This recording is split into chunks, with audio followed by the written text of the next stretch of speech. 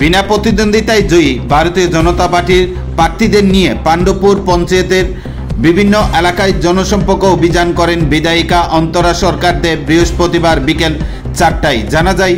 ত্রিস্তর পঞ্চায়েত নির্বাচনে কমলাসাগর বিধানসভা কেন্দ্রের অন্তর্গত পাণ্ডবপুর পঞ্চায়েতের 6 নং ওয়ার্ডে বিনা প্রতিদ্বন্দ্বিতায় জয়ী ভারতীয় জনতা পার্টির প্রার্থীদের নিয়ে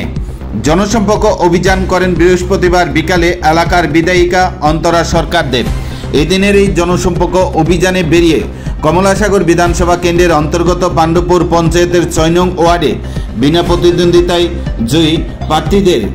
আশীর্বাদ করার জন্য এই জনসম্পর্ক অভিযানে বিধায়িকা অন্তরা সরকার দেব সহ ভারতীয় জনতা পার্টির কার্যকর্তারা